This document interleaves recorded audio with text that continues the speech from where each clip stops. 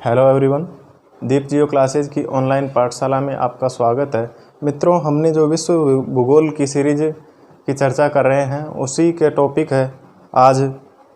उसके टॉपिक वायुमंडल का संगठन और संरचना, इसके बारे में हम विस्तार से चर्चा करेंगे। मित्रों देखिए मित्रों, सबसे पहले वायुमंडल की डेफिनेशन का हमें पता होना चाहिए। वायुमंडल किसे कहते हैं, ठीक है, और इसके कारण किस प्रकार की भौतिक एवं जैविक घटनाएं घटित होती है। तो वायुमंडल की परिभाषा में मित्रों, पृथ्वी के चारों ओर जो वायु का आवरण पाया जाता है उसे ही वायुमंडल कहते हैं। पृथ्वी के चारों ओर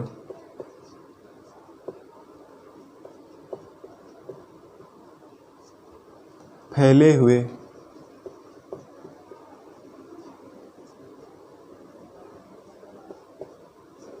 वायु के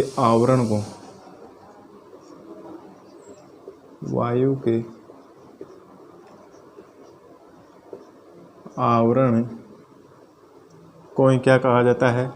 वायुमंडल कहा जाता है। ठीक है मित्रों,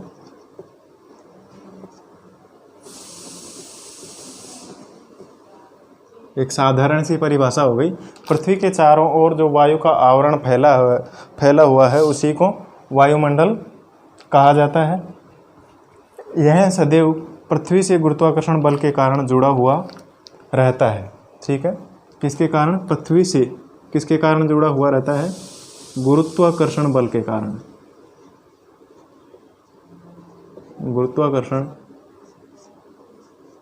बल के कारण सदैव पृथ्वी तल से जुड़ा हुआ रहता है। क्या? वायुमंडल। ठीक है, और इसके कारण सभी प्रकार की भौतिक एवं जैविक घटनाएं घटित होती है, जिनमें मुख्यतः किस प्रकार की? एक तो बादलों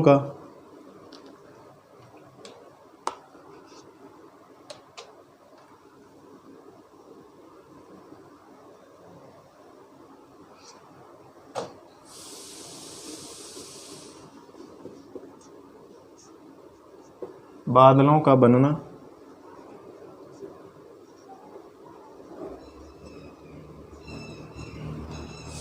बिजली का चमकना,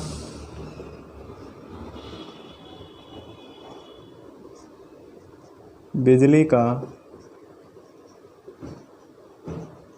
चमकना, आंधी तूफान आना, आंधी तूफान आना एवं पक्षियों का उड़ना।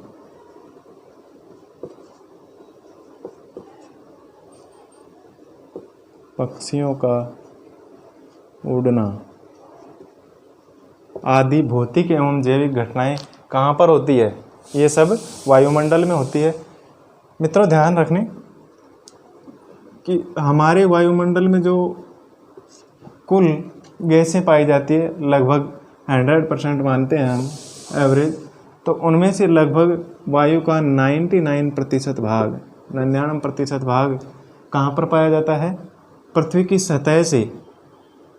सतह से या फिर बोले अर्थात भूपृष्ठ से लगभग 32 किलोमीटर की ऊंचाई तक जो वायु का आवरण पाया जाता है वो कितना पाया जाता है? लगभग 99% भाग वायु का भूपृष्ठ से 32 किलोमीटर की ऊंचाई तक पाया जाता है।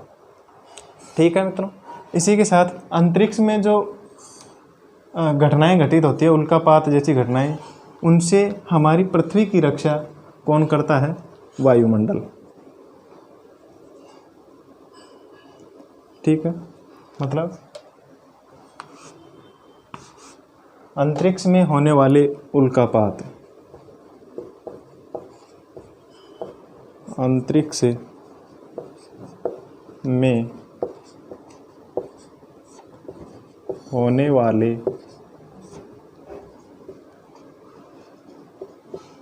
उल्कापात, ठीक है, उल्कापिंड जो गिरते हैं उनसे हमारी रक्षा किसके द्वारा की जाती होती है? वायुमंडल के द्वारा। ठीक है, इसी के साथ यह सूर्य से आने वाली सौर विकिरणों को पृथ्वी तक पहुंचाने का कार्य भी करते हैं। कौन पहुंचने देता है? वायुमंडल। सूर्य से जो आने वाली किरणें हैं उनको पृथ्वी तक पहुंचने देता है तथा पृथ्वी द्वारा जो पार्थिव विकिरणें हैं उनको परावर्तित पार्थिव विकिरणों को क्या करता है? रोककर हमारी पृथ्वी का औसत तापमान बनाए रखता है। देखिए मित्रों कैसे, जैसे कि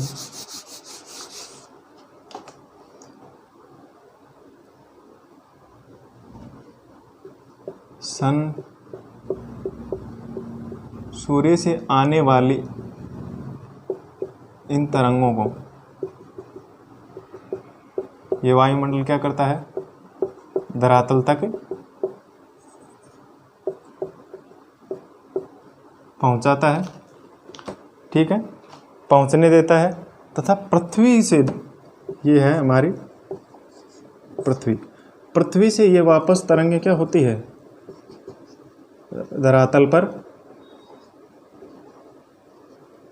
धरातल से वापस ये क्या होती है? वायुमंडल की तरफ।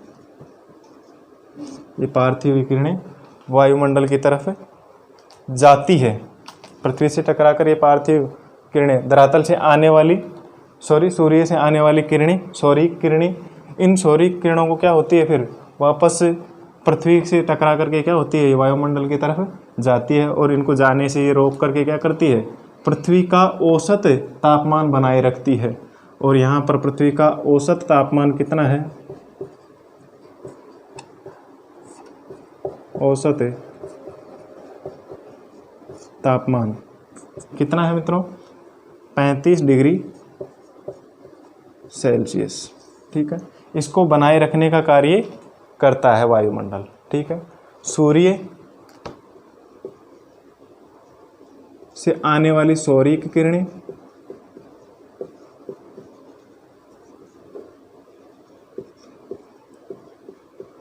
ठीक है, इनको धरातल पर आने देता है, ठीक है। और धरातल पर आने के बाद में फिर ये किरणें क्या होती है? वापस ये सौरिक किरणें पृथ्वी से, अर्थात पार्थिव किरणें पृथ्वी से टकरा करके पृथ्वी गर्म होती है, इन सौर्य किरणों से गर्म होकर के पार्थिव किरणें वायुमंडल की तरफ गति करती है। इनको रोक करके पृथ्वी का औसत तापमान बनाए रखता है। कौन? वायुमंडल। जिसके कारण पृथ्वी का औसत तापमान कितना रहता है? 35 डिग्री सेल्सियस बनाए रखने का कार्य करता है, ठीक है। इस प्रकार यह वायुमंडल क्या करता है? कांच घर का कार्य करता है, कांच घर का,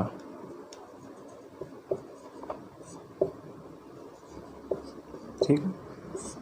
औसत तापमान बनाए रखने का कार्य बनाए रखता है, इसे वायुमंडल का कांच घर का कार्य करता है, इस प्रकार से, ठीक है। वायुमंडल के 3 संघटक तत्व होते हैं, 3 संघटक तत्व,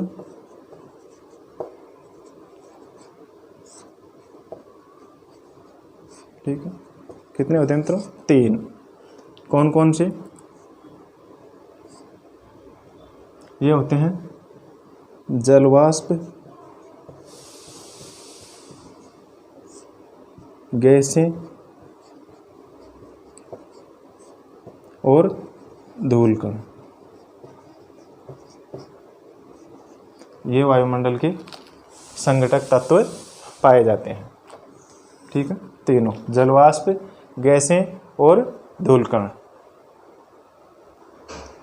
इन संघटक तत्वों में सबसे पहले मित्रों हम बात करेंगे, संघटक तत्वों में सबसे पहले गैसें।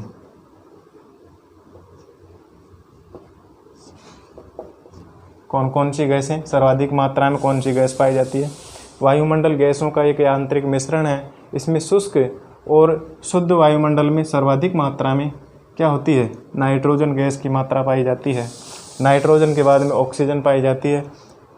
यह यूँ कहें कि संपूर्ण वायुमंडल में लगभग 99% भाग, 99% गैसें कौन सी पाई जाती है? नाइट्रोजन और ऑक्सीजन, ठीक है। लगभग 78.8% नाइट्रोजन, ठीक है, और 20.95 प्रतिशत गैस ऑक्सीजन पाई जाती है। मतलब 99% गैस तो यही पाई जाती है, ऑक्सीजन और नाइट्रोजन, और शेष गैसें 1% भाग में पाई जाती है। देख लीजिए इन वायुमंडल की स्थायी गैसों का चार्ट, कौन कौन सी गैस कितनी मात्रा में पाई जाती है।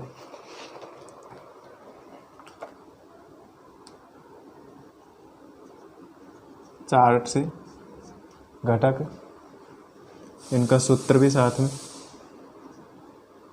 और इनका द्रव्यमान प्रतिशत।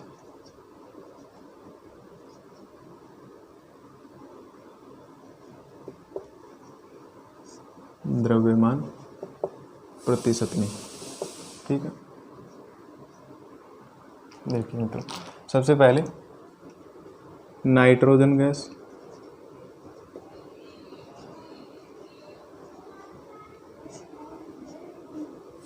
नाइट्रोजन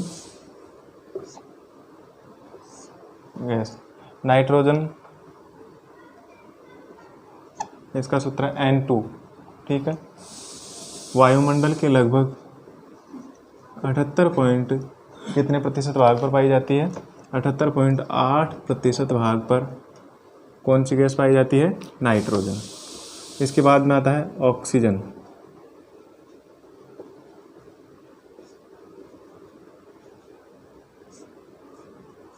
ऑक्सीजन अर्थात O2, इसका सूत्र है O2, O2 गैस 20.95% भाग पर यह पाई जाती है। इसके बाद में आती है अगली आर्गन, आर्गन यह गैस पाई जाती है, इसका सूत्र है AR, ठीक है। 0.93% भाग पर पाई जाती है, ठीक है। इसके बाद में है कार्बन डाइऑक्साइड,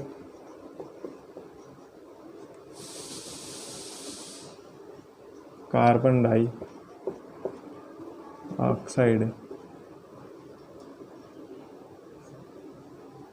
CO2, ठीक है। ये पाई जाती है 0.036%, ठीक है। इसकी मात्रा कितनी पाई जाती है, 0.036%, सॉरी 036% पाई जाती है, ठीक है। इसके बाद में अगली गैस आती है नियॉन,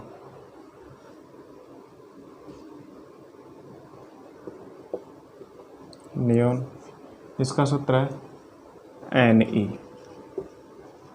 ठीक है।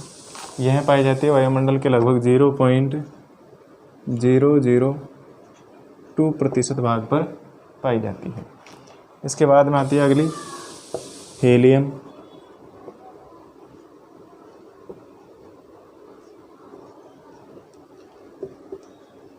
इसका सूत्र है He, हीलियम।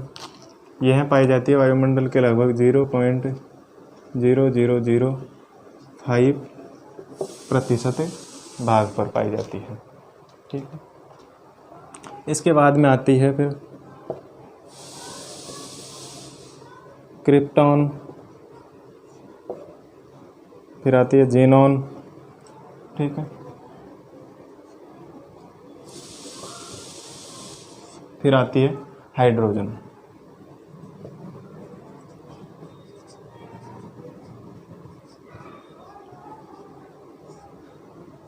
हाइड्रोजन, ठीक है। क्रिप्टॉन, जेनॉन Xe और हाइड्रोजन H2, ठीक है।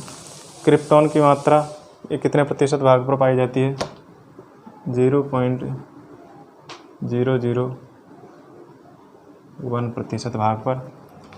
जेनॉन पाई जाती है 0.0009% भाग पर, और यह पाई जाती है हाइड्रोजन 0.005% भाग पर।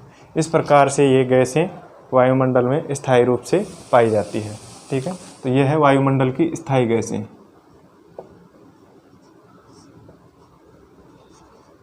वायुमंडल की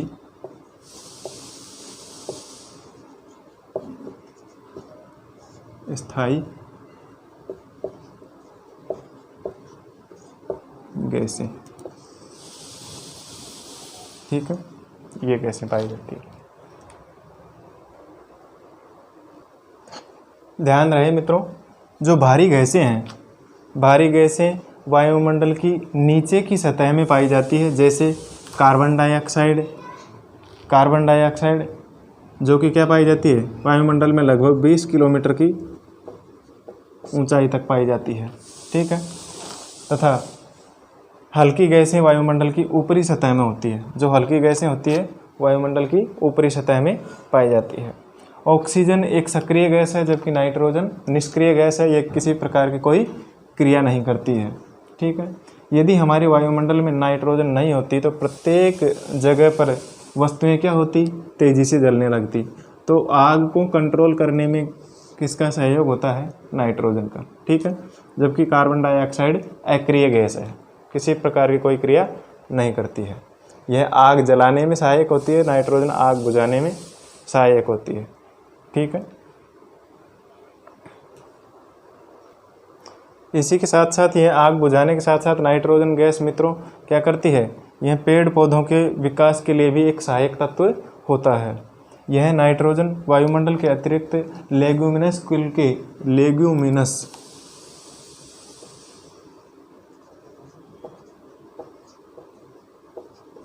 लेग्यूमिनस कुल का एक पौधा होता है, उनके पौधों के उसमें जड़ों में भी क्या होता है, राइजोबियम बैक्टीरिया। जो राइजोबियम बैक्टीरिया पाया जाता है,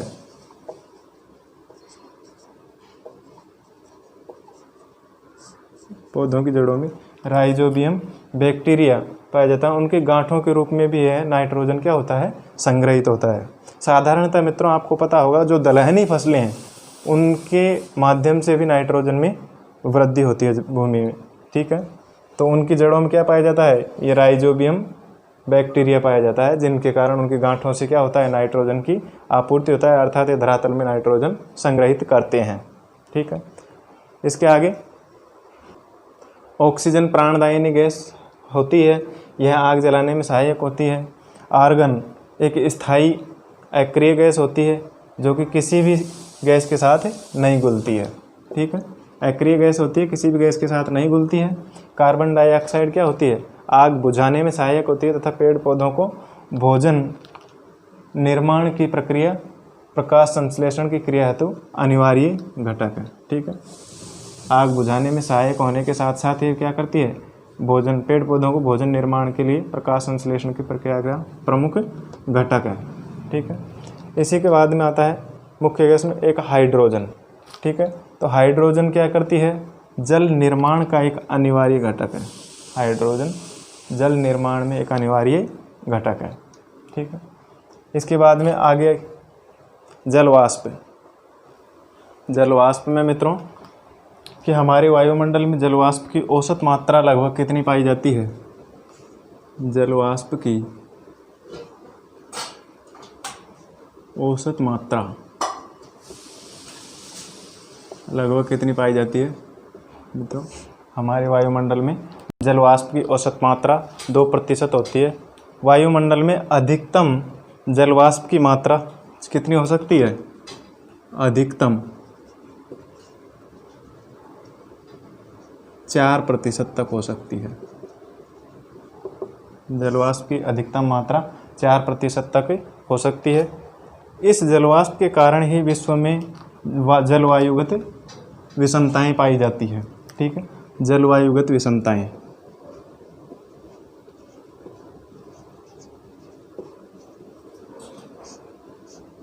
जलवायुगत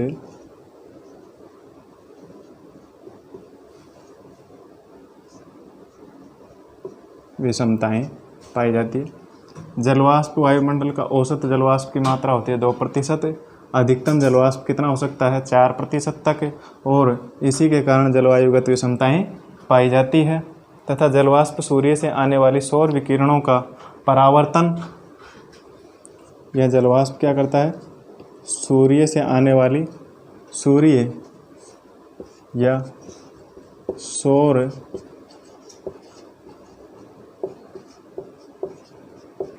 विकिरणों का परावर्तन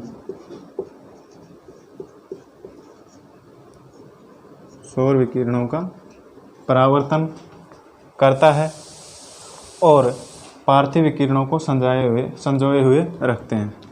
सौर विकिरणों का परावर्तन एवं पार्थिव विकिरणों को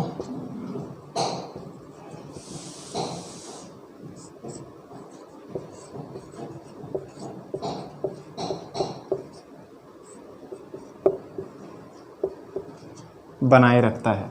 ठीक है, संजोए हुए रखते हैं,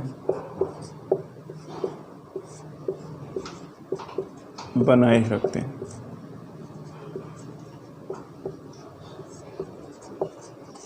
ठीक है, बनाए रखता है। इस प्रकार यह पृथ्वी के लिए क्या करता है? कंबल के कार्य करता है। ठीक है, पृथ्वी के लिए कंबल का कार्य करता है। कंबल का कार्य, कंबल कार्य। ठीक है, वापस एक बार रिपीट कर देता हूँ। हमारे वायुमंडल में जलवाष्प की औसत मात्रा 2% तक पाई जाती है और इसकी अधिकतम मात्रा 4% तक हो सकती है। और इसी के कारण वायुमंडल में जलवायुगत विषमताएं, हमारे संपूर्ण विश्व में जलवाष्प के कारण ही जलवायुगत विषमताएं पाई जाती है तथा यह जलवाष्प के कारण ही सूर्य से आने वाली सौर विकिरणों का परावर्तन होता है तथा पार्थिव विकिरणों को संजोए रखने या बनाए रखने का कार्य भी जलवाष्प के माध्यम से ही होता है। इसी कारण से इसे क्या कहते हैं? यह पृथ्वी के लिए कंबल का कार्य करता है, अर्थात यह पृथ्वी के लिए कंबल कार्य के लिए महत्वपूर्ण है। ठीक है, अगला है धूल के कण। देखिए मित्रों, धूल के कण, हमारे वायुमंडल में धूल के कण राख और कालिख होती है। ठीक है, धूल कण राख कालिख। ठीक है, ये पाई जाती है। यह आर्द्रता ग्राही केंद्र बनाते हैं। क्या? जलवाष्प में जो वायुमंडल में नमी पाई जाती है उसको ग्रहण करने का केंद्र बनाते हैं तथा उन्हीं से क्या होती है? फिर वर्षा होती है। आर्द्रता ग्राही होते हैं, मतलब जलवाष्प को क्या करते हैं? ये केंद्रित करने का कार्य करते हैं धूल के कण, और उसके माध्यम से फिर बाद में वर्षा होती है। धूल कणों के कारण ही आसमान का रंग क्या होता है? नीला दिखाई देता है। आसमान का रंग नीला दिखाई देता है। ठीक है, आसमान नीला दिखाई देता है और सूर्योदय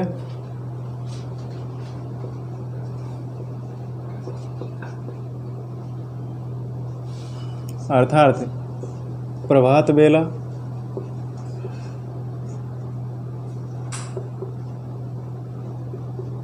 एवं सूर्यास्त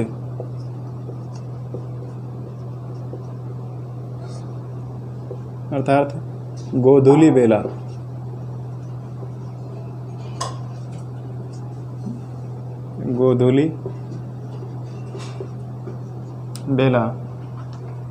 के समय आसमान का रंग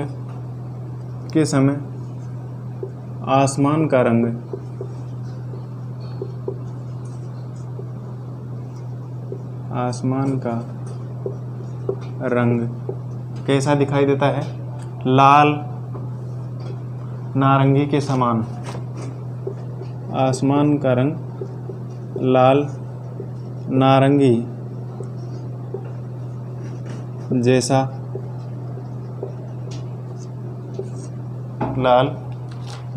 जैसा दिखाई देता है। किसके कारण? इन्हीं धूल के कणों के कारण।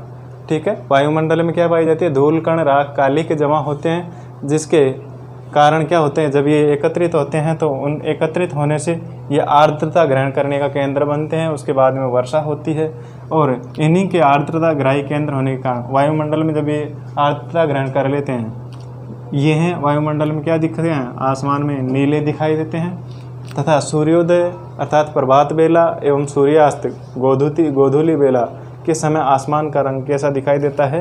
लाल नारंगी जैसा दिखाई देता है।